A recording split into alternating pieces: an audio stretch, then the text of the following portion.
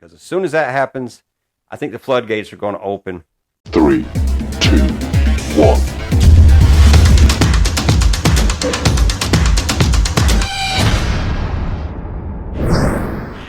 What's up, everyone? Todd Brown, That Racing Show. Thanks for dropping by for this pit stop segment.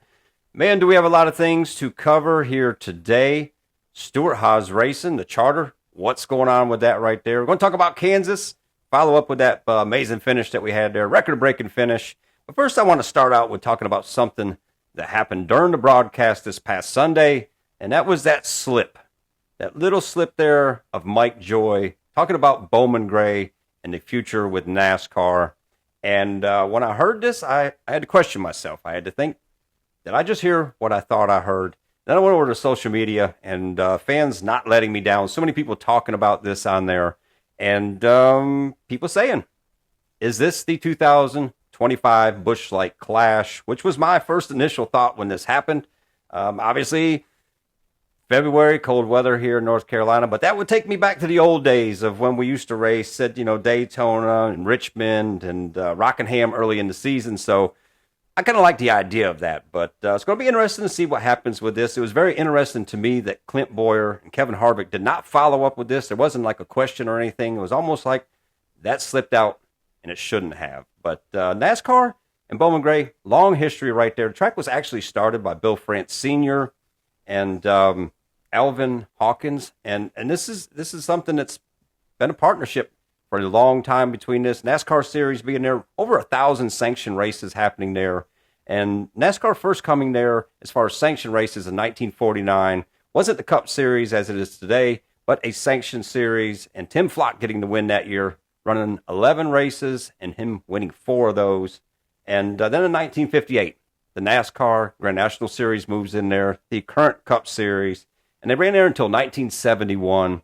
And, man, just a list of NASCAR legends went in there. David Pearson, Richard Petty, Bobby Allison, Junior Johnson. I mean, legendary Hall of Famer names right there. And also, this track is known for the modified racing. Called the Madhouse, had a TV show about it, and well worth it because there's so much action that happens there. And legendary drivers won there in the modifieds. People like Ralph Earnhardt, Lee Petty, of course, Richie Evans, the greatest modified racer ever. So, again, Hall of Famers having a lot of history with this racetrack.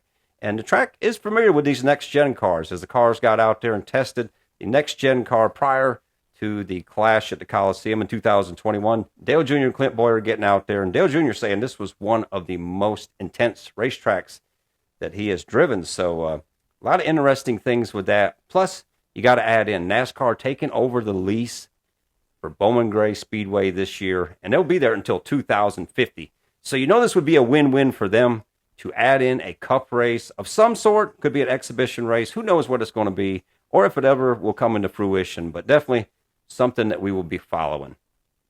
Now let's just quickly touch on that Kansas finish this past weekend. What a wild race. I mean, great racing right there. And I hear so many of the old school fans saying that NASCAR is not accommodating to them anymore. The racing is boring and everything else, and this right here shows this year has been intense. Some great finishes. I mean, just this year at Atlanta, that win by Daniel Suarez by 3 1,000ths of a second. You thought that was mind-blowing.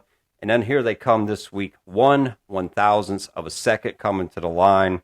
And actually on the timing, timing loops and everything, it showed 0.000, like it was a tie coming across the line. And, if you listen to the broadcasters right here, they thought Chris Buescher was the winner. At the line, photo finish in the Advent Health 400 as they crash behind them. Chris Buescher by 1 1,000th of a second. So definitely heartbreak for Chris Buescher. He was celebrating down that back stretch. The crew was celebrating. They thought they had that first win for Ford this season. And then there comes that picture by NASCAR to say, nope, this is going to Kyle Larson over there in that number 5. And you can see the shock right there. But great win for Kyle Larson. Great win for NASCAR. I mean, come on. Coming down to the line like that.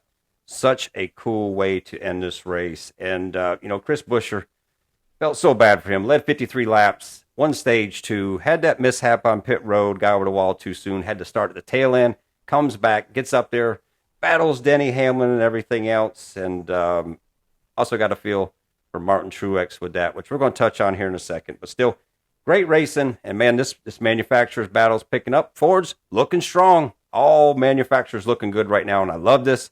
And I don't think it's going to be long before Ford gets into victory lane. But still, legendary racing this weekend. Closest finish in NASCAR history. Now, this brings me to the next little topic here of Martin Truex Jr. because, man, the heartbreak. I mean, happened at Richmond. Had that race in the bag. Spin there with Kyle Larson and ends up losing the lead on pit road. We all know the controversial finish with that. But then, again, this past weekend, tracking down that 11 car, was going to take the lead, was going to take the victory. No doubt about it. And then there's that spin on the backstretch. And a lot of people questioning Kyle Busch with this spin right here. But Kyle Busch in 5th place position when that took place. So don't think there was anything intentionally with that because Kyle needed that good run. But still, heartbreak for Martin. And when you think back over the last few years, how many races Martin has seemed like they had to win, only to have a caution or something happen towards the end and cost them the victory. Martin is chomping at the bit for that checkered flag. And I personally think this is a year for him that he is just breaking out with stats that they're going to continue with. And if you remember back last year, towards the end of the summer, early fall, that 17 and that 19 come alive. And I see that happening right now, which Martin's been strong all year. But wait until he gets in victory lane, because as soon as that happens, I think the floodgates are going to open. It's going to be a very interesting battle all the way down to that championship race. And finally, the big topic everybody is talking about today, Stewart Haas Racing out there taking offers for some of those charters that they have. And interesting stories right now because so many different people are looking for charters. Obviously, 2311, Trackhouse. Dale Jr. has been in the mix for so long about getting a charter. Don't see that really happening anytime soon for Jr., which I really hate. But, yeah, this is an interesting story right here that is definitely going to make headlines for a while, but they're taking offers, seeing what people are going to give them. They got their idea of what they want. And you got to look at this. I mean, the last charter going for $40 million. They sold a couple charters. They wouldn't need that other shop. You know, they could probably get rid of some of the real estate there as well. This could be a easily close to $90 million payday for them. So I could see this definitely happening, and especially with the way that Tony's took off with the drag racing. Seems to be his passion right now. But the other interesting story that's come up right now is a lot of people talking about the possibility of Front Row Motorsports and Stewart Haas Racing merging. Front Row grabbing up a couple of those charters right there. So I don't know how this would play out, actually, if this happens like this. But, man, what a team that would be. If you bring Michael McDowell and Todd Gilliland over there and pair them with a couple of those Stewart Haas drivers, that's going to be a power team. That's going to be a really great team. I think it would be beneficial for both of them. And that leads to the question of what happens to the drivers at Stewart Haas Racing right now. So many people thinking that Chase Briscoe and Josh Berry would be the guys that would stay if they did get rid of two of the teams.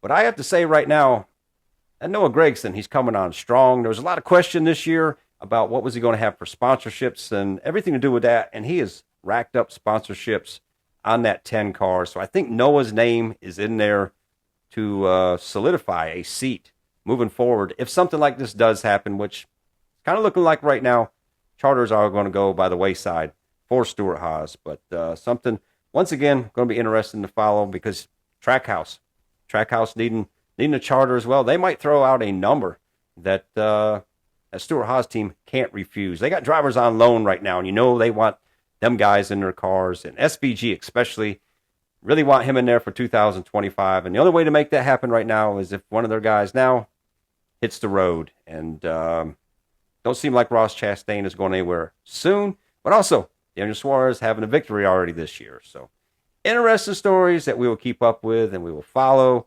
And, man, I want your comments on all this. What do you think about this? Would that be a cool mix? Front Row Motorsports and Stewart Haas. Michael McDowell, guy's on fire right now. A partnership like this only make it so much better. But who do you think needs this charter? What do you think is going to happen with all this? What do you think about Bowman Gray? Is that pretty interesting? Would that be something you'd like to see? The Busch clash at Bowman Gray? Or is that just not cool with you? Because like I say, NASCAR seems to be making efforts to bring back in history, and you can't get no more historical than the first NASCAR racetrack, asphalt racetrack anyway, putting it back to life on the series. But anyways, hope everybody out there is having a great day today. If you like what I'm doing, hit that subscribe button down there and talk racing with me. That's what I'm here for. It's what I love to do, and love them comments. So throw them down there. Give the episode a like. Let's talk about all of this subject. But once again, hope you're having a great day, great week out there. And as always, we'll see you at the checkered flag.